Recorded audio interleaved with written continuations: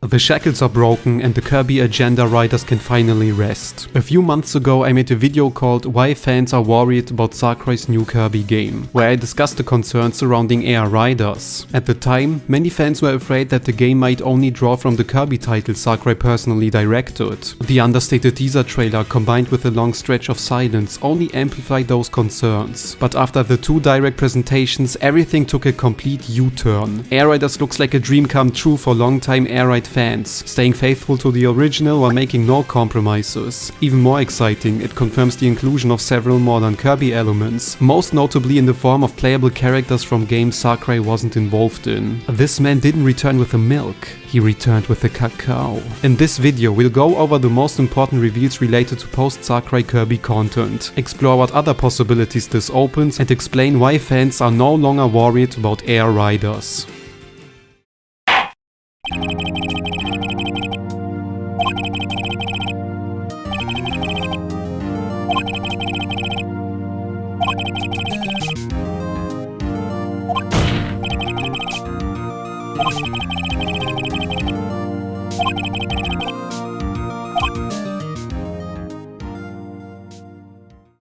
I'm not going into detail again about why people were worried about AI riders, but to briefly summarize the primary concerns, in Smash, Sakurai primarily used elements from Kirby titles he personally directed. This led many to believe he either had a bias towards his own games, or simply didn't care for modern Kirby entries released since Return to Dreamland. The original AI Ride also didn't feature any characters he hadn't created, and the teaser for AI Riders seemed to follow this pattern, showing only colorful Kirbys, which were essentially the only playable characters in AI Ride alongside DDD and Meta Knight. For Smash, it's somewhat understandable if one of the countless franchises doesn't receive deep representation, but for a dedicated Kirby spin-off, that would feel like a missed opportunity. That's why many were concerned AI Riders might offer a similar superficial treatment of the franchise. As a result, fans were eagerly anticipating the first proper deep dive to see what direction AI Riders would ultimately take. On August 19, that deep dive finally happened, and it instantly swept away any lingering worries by revealing multiple playable characters from across the Kirby series. While the presentation was strong, a few key faces were still noticeably absent. It felt like a convincing appetizer that promised the representation fans had been hoping for, while clearly keeping some cards close to the chest. The second direct was the jewel in the crown, introducing so many modern references that it elevated AI Riders from a simple racing spin-off into a full-blown celebration of the Kirby franchise, effectively robbing Star Allies of its primary reason to exist. Although this video mainly focuses on non-Sakurai characters, it's also interesting to see how he approached the main cast after so many years. DDD continues his tradition of changing designs with nearly every game, but this time the emblem on the back of his coat received a subtle upgrade.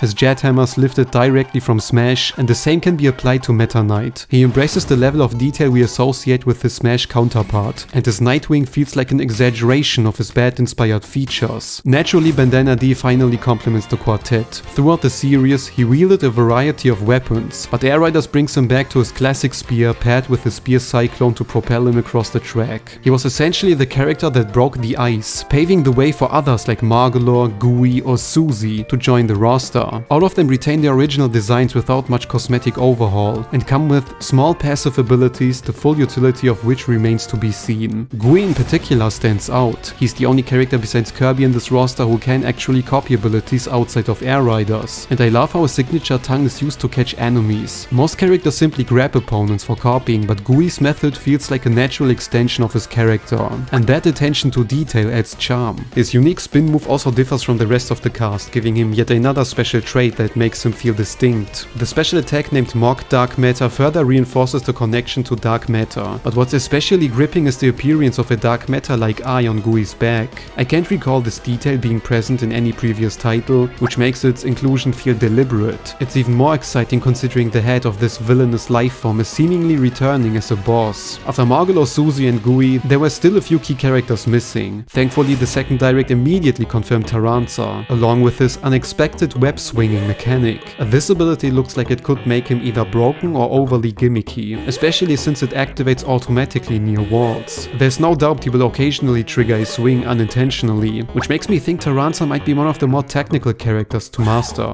Still, his design is absolutely spot on, and I'm thrilled to see one of my most anticipated characters join the roster. For some riders it's not necessarily surprising that they are playable, since they have already been in past games, but what stands out is how Sakurai portrays them. He often adds subtle design touches that keep the original look intact, yet there's just enough to make the character feel surprisingly distinct and refreshed. An ideal example of this approach is Roach and to some extent Mark's. Both retain their classic design with a few subtle yet effective changes. Mark's eyes stand out just a bit more, amplifying his chaotic trickster vibe. Roach however got the biggest upgrade. His claws are now curled menacingly and his coat is torn to reflect a life of thievery. In Star Allies he looked like a scoundrel who stole some office clips. In Air Riders he's the reason they put a chair in the corner of a hotel room. Both characters would have worked perfectly fine with the traditional designs as seen with the other additions, but Sakurai clearly enjoys emphasizing each character's core traits more boldly through their updated visuals. You can see this trend throughout Smash, where characters are often made to look cooler, but always within the boundaries of their original traits. Marx, for example, was a boss in Smash Ultimate, and although his fight closely followed the blueprint from Kirby's Superstar, he somehow felt more unsettling than ever. Sakurai likely wants each character to be instantly recognizable and clearly understood, even by newcomers who haven't followed the series religiously.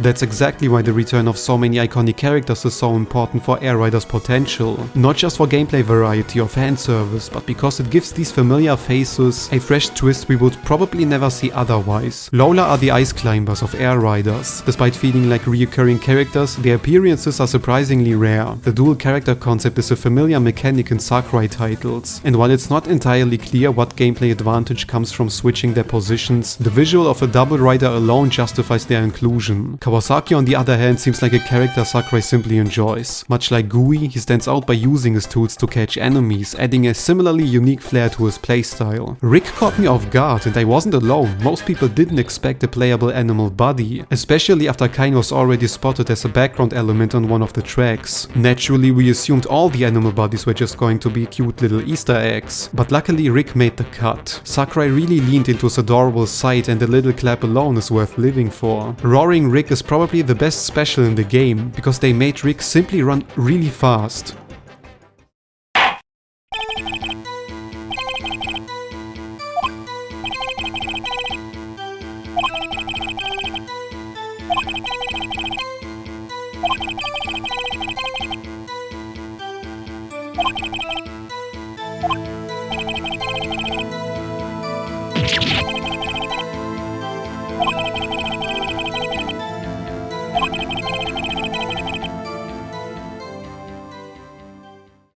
Even though I'm glad nearly every All-Star character is returning, I was always hoping for some random sleeper picks. Mario Kart World refers to them as NPC drivers, the kinds of characters you usually can't play, just spot on the side of a track. One of the best parts of a spin-off is giving those mundane, no names a chance to shine. I always love picking them in Mario Party because they are not designed to be playable, which makes their inclusion even more compelling. Some people think they are boring, but those people also have to Google the definition of fun. Superstar and Star Allies offer a broad spectrum of interesting characters, but they all share one trait: they grant abilities. Because of that, regular enemies rarely get their time in the spotlight. That's why Cappy's inclusion felt so refreshing. It opened the door for more unconventional picks like Scarfy. Technically, Scarfy does grant an ability, but he's more of a standard enemy, and I appreciate the surprise fact of seeing him join the roster. As for the regular Waddle Dee, some might see him as a wasted character slot, but just like with Echo Fighters in Smash, and even more extreme in this case, it must have been practically no work at all to implement him. Just remove the bandana from Bandana D and there you go, you have a new character.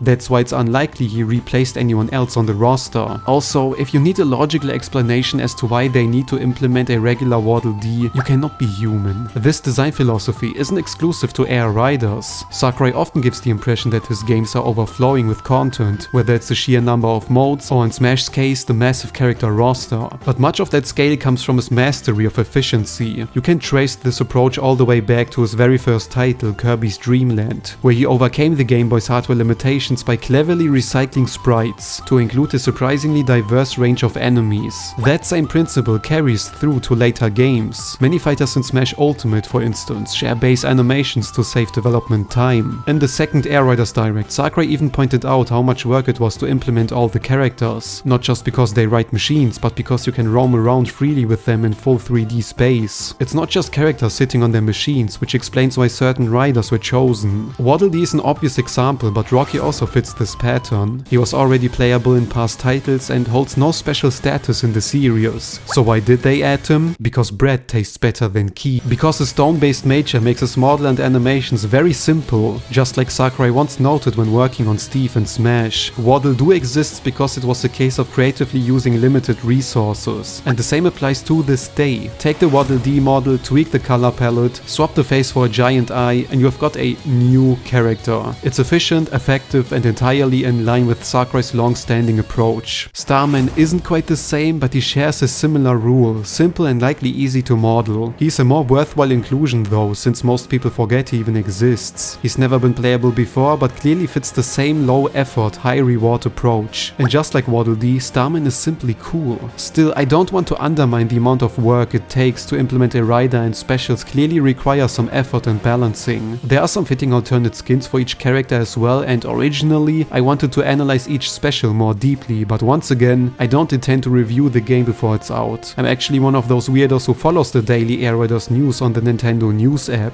even though most of it just rehashes basic info we already know. But one of those updates hinted at the existence of a character who likes to draw. It could be Adeline, Paint Roller, or Droxia, but normally they can all draw relatively competently. Maybe we will get more characters, but I'm not going to assume anything further. I'm satisfied with what we have. Could there have been more additions, especially famous faces from the Forgotten Land, Star Allies, or other titles? Probably, but many of them were already playable in the past or will surely appear in upcoming Kirby games in some form. Air Riders was the perfect moment to include some goobers, and I'm just happy my oddly specific wish for a couple NPC drivers was mostly fulfilled. Playable characters aren't the only part of the game packed with references. Amazing Mirror gets its fair share of nods, with small golems appearing on one track, King Golem acting as a roadblock, and the rocket returning as a copy ability in races. Forgotten Land is represented too, with the turtle building and the drill ability making a comeback, while Magman seems to have become the new face of Kirby 64. Eileen's presence leads me to believe that all the small fairy-like characters like Alphalin, Ribbon, and Eileen herself might serve as helpers in Road Trip, and unlike the playable roster, I get the feeling we haven't seen the full scope of references yet. Although Sakurai's perceived bias was largely disproven with Air Riders, there's still a slight preference visible. The Fountain of Dreams and Galactic Nova appear to play a central role in the story, with Nova even getting its own dedicated racetrack. Many of the playable riders also stem from Sakurai's own Kirby titles. Kirby Superstar is essentially the Zelda Ocarina of Time of the Kirby series, a landmark title that helped shape the franchise core identity and gameplay moving forward. Still, some of the elements being spotlighted, like Nightmare or the Fountain of Dreams, aren't nearly as prevalent in the broader series as you might think. Nightmare, for instance, only appeared properly in one mainline game, a remake and a free-to-play title, while the Fountain of Dreams is arguably more famous for two foxes battling each other than in Kirby itself. Also, let's be a little human for a second. Imagine returning to your very first video game series after more than 20 years and being given the opportunity to develop a high-budget title with all the resources you could ever need. You're allowed to create incredibly detailed, expensive CGI cutscenes, and the last time you worked with your original characters in a mainline title, pixel art was the standard. Of course you would take that chance. You'd finally realize all those characters, worlds, and concepts you originally created, now fully reimagined in high definition, just as you may have always envisioned them. Anyone in that position would naturally feel inclined to use the opportunity and highlight their own creations one last time. So let's not pretend we wouldn't do the same. If this is Sakurai's one last chance to bring his personal, original ideas to life at full scale, who wouldn't go all in?